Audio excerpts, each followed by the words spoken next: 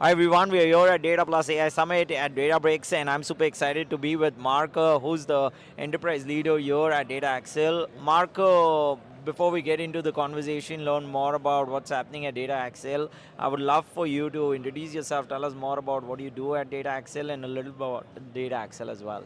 Certainly. Marc Sabatini, SVP Enterprise Solutions at Data Axle.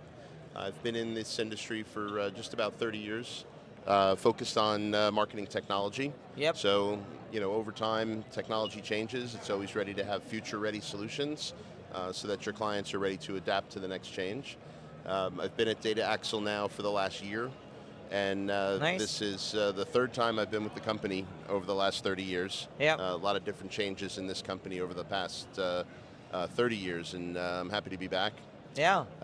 The focus here at Data Axle is around business data, consumer data. Yep. We've got a product called Profile Fuse that brings together the business executives at their home address. Yep. And what I focus on is our Audience 360 solution. Yeah, and Mark, I know you mentioned about the identity spine as well. Yep. I'm kind of curious to know a little bit about that, but I'm also wanting to learn about how does that help the larger enterprises to be prepared. Can you give us a little bit more details into it? Yeah, certainly. So here at Data Axle, we talk about an enterprise-owned identity spine. Right. And what the enterprise identity spine does is it helps the brands to unify their data, bring it all together into one clean, connected universe Yep. of information. In order for a marketer, for brands to get their arms around where that individual is interacting with the brand, it all needs to be connected. Yep. And those connections need to be in one place because the tools that they're using to interact with us need to access clean, dynamic data. So by taking the approach of building and deploying an enterprise-owned identity spine, where the core of that spine is the persistent ID that we help the brand build for themselves and Yep. maintain for themselves, now everything is organized in one place, right? And that's an asset that the brand owns and takes with them. Fantastic. Mark, thanks for those insights. I'm kind of also curious because you talk to a lot of customers, a lot of enterprise leaders out there. How should companies adapt their data strategies amid, the stricter privacy rules and end of the, the third-party cookies? How do they kind of, balance that as well? Yeah, so we've been talking about the death of the third-party cookie for a long time. Yeah. The startup that I had that I started about 7 years ago was all focused on first-party data capture, data management in the digital ecosystem.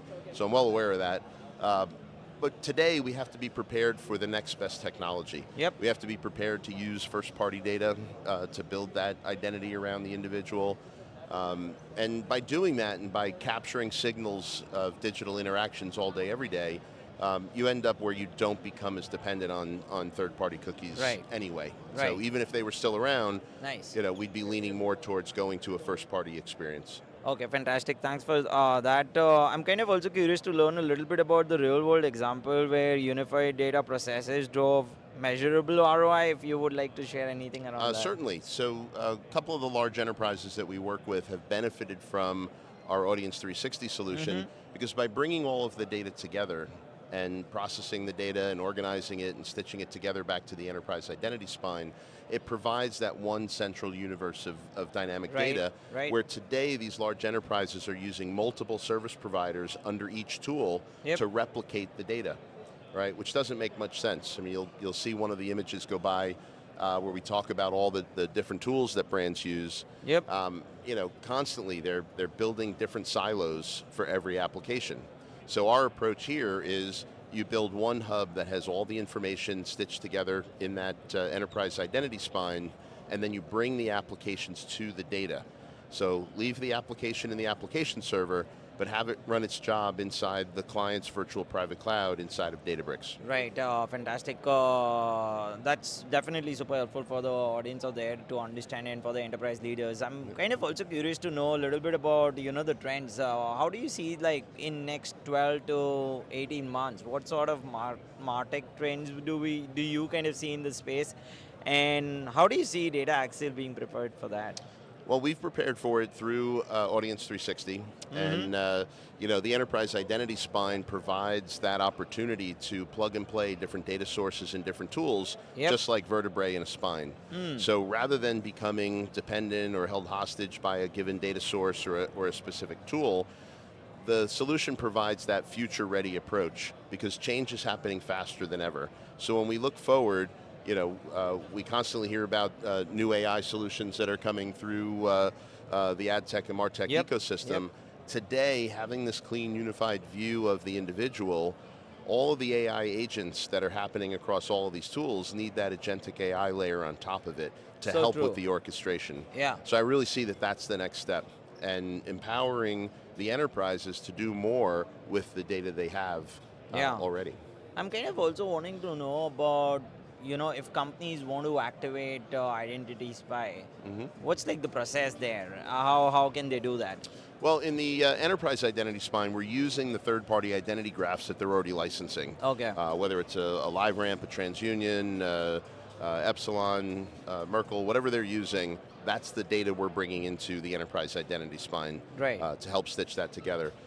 Work they're doing with the trade desk or other partners that they're working with in the digital ecosystem, those IDs are available on the spine. So from an activation perspective, whether it's from a tool that they've already selected or from the agency that they're working with, you can activate directly from the Audience 360 and the Yeah. Enterprise Identity Spine, and working with partners around the ecosystem like Databricks or AWS. They have partners that want to be able to access that data, whether it's to provide premium inventory from a media perspective. Now you can set up relationships directly with one partner to another and do it through a Databricks clean room or through Delta sharing.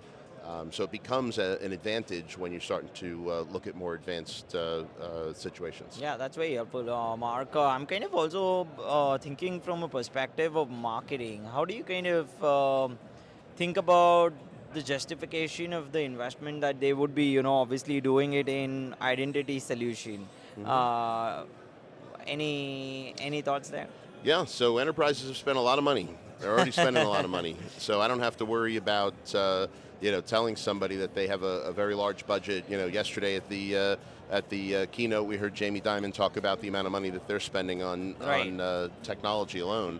But today, we're in a situation where the Audience 360 solution from Data Axle reduces the total cost of ownership. Right. So one of the first steps that we do is we come in and do some analysis to demonstrate that cost reduction.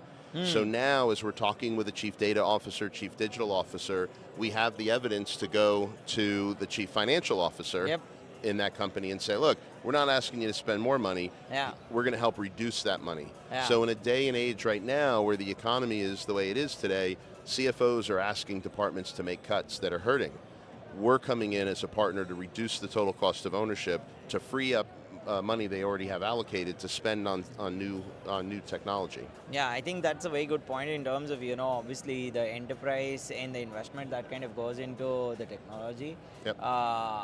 And I see the ROI for, obviously the identity resolution as well, the identity spine, it kind of makes a lot of sense.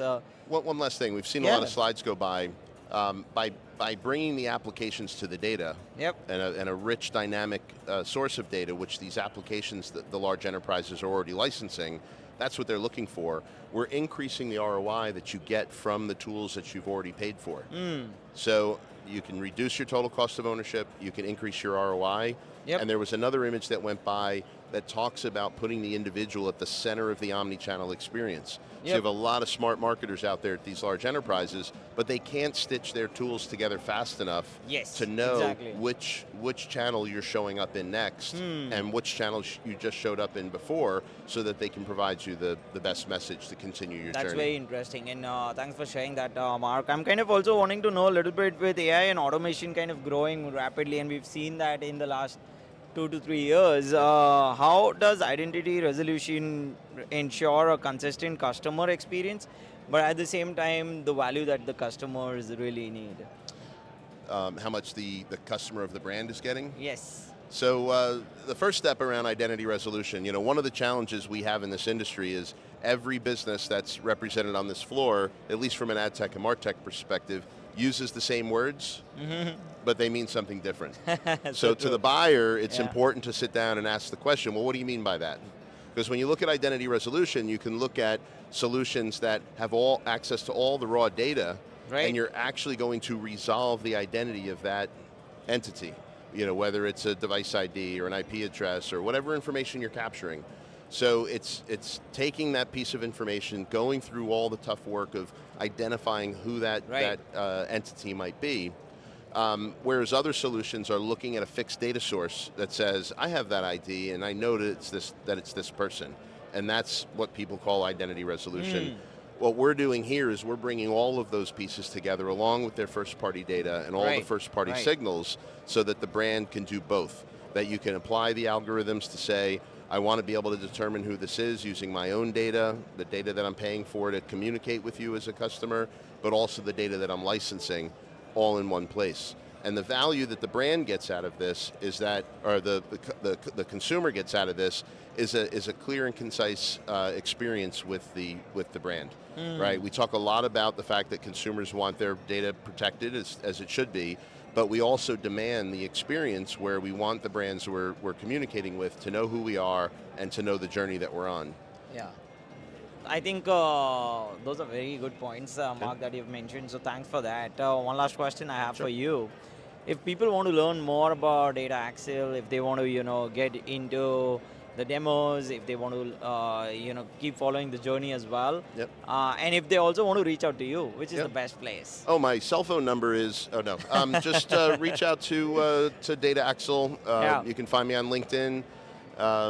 You contact us on the website, but it'd be great to just have conversations with people.